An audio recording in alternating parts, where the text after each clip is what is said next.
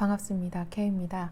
오늘의 주제는 그 프레임이라고 하는데요. 이렇게 저장 아니고요. 프레임입니다. 이 프레임에 대해서 얘기했는데, 프레임은 일단 여러분이 어떤 눈으로 세상을 보느냐에 따라서 여러분의 삶이 틀려질 수 있다. 이런 정의로 생각을 하시면 될 것 같고요. 여기에서 프레임이 어떤 식으로 사람들에게 적용이 되는지 되게 약간 우픈 에피소드가 있어요, 이 책에. 그래서 읽어드릴게요. 제목은 어떤 기도입니다. 둘이 이제 서로 남자들이 친구인데, 야, 혹시 담배 피면서 기도해도 된다고 생각해? 어떻게 생각해? 이렇게 서로 얘기를 하다가 랍비라고 하죠. 랍비한테 이제 물어보는 거예요. 그래서 이제 한 남자가 물어봤어요. 랍비한테, 선생님, 기도 중에 담배를 피워도 되나요? 이렇게 얘기하니까 랍비가 딱 정색을 하면서, 형제야, 그건 절대 안 되네. 기도는 신간하는 엄숙한 데 하는데 그러면 안 돼. 이렇게 얘기를 한 거예요. 그래서 친구한테 가서, 아니, 랍비가 얘기를 하시는데 담배를 피는 도중에 기도를 하면 안 된다고 얘기를 했어. 그러니까 그 친구가 이렇게 얘기를 한 거죠. 야, 그런 식으로 물어보는 거는 네가 잘못 물어봐서 그런 거야. 내가 다시 가서 여쭤볼게. 이렇게 친구가 얘기를 하고 이제 의기양양하게 랍비한테 물어봤어요. 어떻게 물어봤는지 잘 들어보세요. 선생님, 담배를 피우는 중에는 기도를 하면 안 되나요?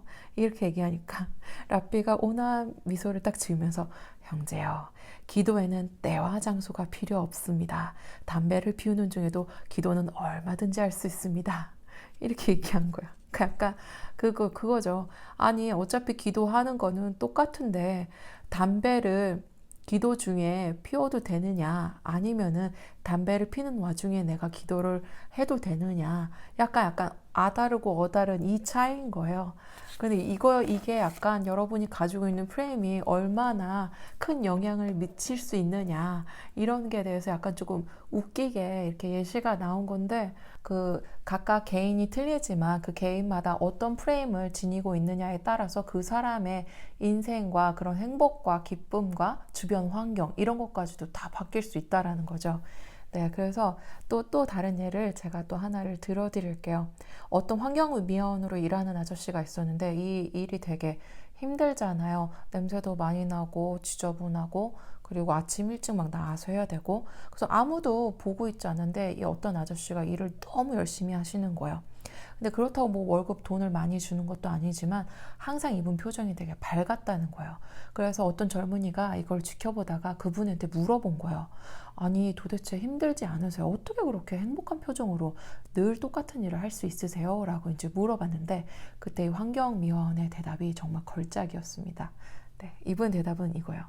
나는 지금 지구의 한 모퉁이를 청소하고 있다네. 나는 지금 지구의 한 모퉁이를 청소하고 있다네.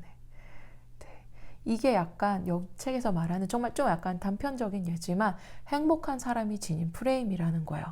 이 환경미화원 아저씨는 자신의 일을 약간 돈을 벌기 위한 그런 일이 아니라 그냥 지구를 청소하는 일로 본인의 프레임을 이렇게 정한 거라는 거예요. 그러니까 나는 오로지 돈을 벌기 위해서 하는 일이 아니라 내가 좀 더 이상을 크게 바라보고 하는 일들 있죠. 그런 분들이 지치지 않고 쭉 할 수 있다라는 거예요. 그리고 이게 이 책에서 말하는 그 훨씬 상위 수준의 그 프레임이라는 거예요. 그리고 행복한 사람은 바로 이런 의미 중심의 프레임으로 세상을 바라본다고 합니다. 내가 헛되이 보낸 오늘은 어제 죽은 이가 그토록 간절히 원했던 내일이다. 다시는 사랑하지 못할 것처럼 사랑하라. 늘 마지막으로 만나는 것처럼 사람을 대하라. 약간 이런 말도 언제 들어도 약간 좀 가슴이 벅차죠. 그쵸? 약간 여러분들이 그래, 나도 할 수 있어. 약간 이런 식으로. 그런 것처럼 이렇게 의미 중심으로 프레임을, 세상을 이렇게 보는 분들은 그냥 하루는 대충 사는 거지 이런 말이 나올 수가 없는 거예요. 이 사람들은 그냥 하루를 살더라도 좀 더 의미 있고 내가 좀 더 행복한 삶을 살기 위해서 항상 노력을 또 한다는 거죠. 근데 대부분 사람들이 갖기 쉬운 그런 프레임은 바로 이런 거라고 합니다. 당장 먹고 살아야 하기 때문에 그래서 일을 한다. 그냥 귀찮아서 하고 싶지 않다. 남들도 다 아는데 내가 뭐라고 해. 이런 식으로 생각을 하는 거는 정말 하위 수준의 프레임의 전형적인 예라고 합니다. 상위 프레임에서는 왜라는 질문을 하지만 하위 프레임에 있는 분들은 어떻게를 먼저 스스로에게 묻는다는 거죠. 그래서 상위 프레임 같은 경우에는 왜 이 일이 필요한지 그 이유와 의미, 목표를 내가 묻고 비전이나 이상을 이렇게 세우는 반면에, 하위 수준의 프레임에 있다면은 그 일을 하기가 쉬운지 어려운지, 시간이 얼마나 걸리는지, 성공 가능성은 얼마나 되는지 이런 그냥 구체적인 절차부터 묻는다는 거예요. 그래서 궁극적인 목표나 약간 빅픽처라고 하죠. 큰 그림 자체를 놓쳐버리고 내가 당장에 이 앞에 있는 이것만 해결하려고 하는 거예요.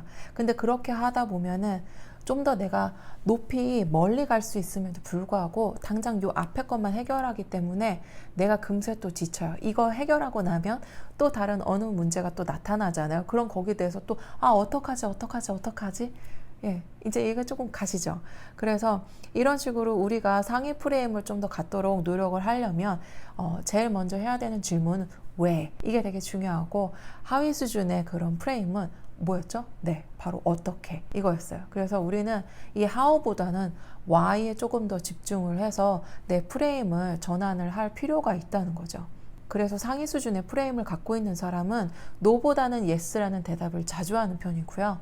하위 수준의 프레임을 가진 사람은 yes보다 no라는 대답을 되게 많이 한대요. 이것처럼 오늘도 여러분 스스로에게 과연 내가 어떤 일이 닥쳤을 때 나는 왜라고 묻는 사람인가 아니면 어떻게라고 묻는 사람인가 한번 좀 스스로 생각을 해보셨으면 좋겠습니다. 여러분들에게 어떤 일이 닥치든 어떤 상황이 벌어지든 거기에 있어서 상위 프레임을 기준으로 삼으시고 어떻게가 아니라 왜 이 질문을 스스로에게 먼저 해보시는 하루가 됐으면 좋겠습니다. 오늘도 제 영상 시청해 주셔서 사랑하고 감사합니다. 다음에 또 유용한 영상으로 만나요.